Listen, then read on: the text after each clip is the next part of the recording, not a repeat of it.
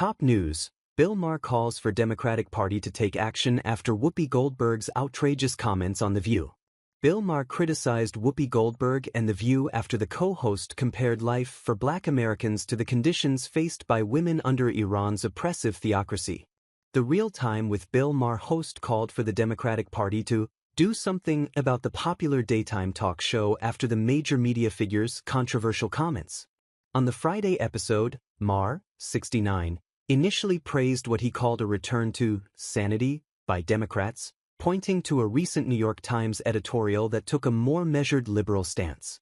Really has come over on that to the sensible, liberal, not crazy woke position, he said. A great first step to bringing the Democrats back to sanity, he added before calling for a reform for the hit show. And a second would be we gotta do something about The View, the longtime comedian continued. Goldberg, 69, initially sparked backlash during a heated exchange with co-host Alyssa Farah Griffin on Wednesday that saw her compare life for Black Americans to that of women in Iran. Griffin, 35, outlined Iran's severe human rights abuses, including the execution of LGBTQ individuals and the imprisonment of women for appearing in public without head coverings. Goldberg pushed back, saying, "Let's not do that, because if we start with that, we've been known in this country to tie gay folks to the back of a car. I'm sorry, they used to just keep hanging Black people." Griffin responded, arguing that the situations in Iran and the U.S. are not comparable. Wesley Hunt, a U.S. representative from Texas who was a guest on Maher's Friday evening broadcast, rejected Goldberg's characterization, pointing to his own life as a sign of progress.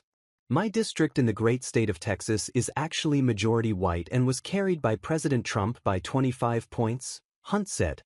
"I'm a direct descendant of a slave. My great-great-grandfather was born on Rosedown Plantation.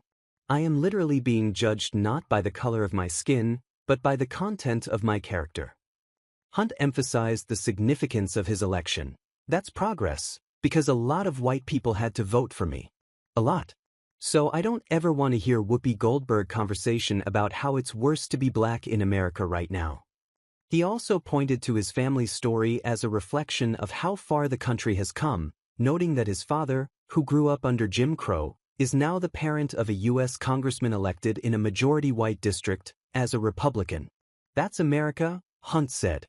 During the segment, CNN contributor Paul Begala referenced Juneteenth, the national holiday commemorating the end of slavery, and questioned why President Donald Trump seemed reluctant to fully embrace the occasion. "I don't want it," Hunt replied. "I don't want Black History Month. I don't want all these days designed to make everyone feel special. I'm an 80s baby. People are too sensitive nowadays. We're all Americans.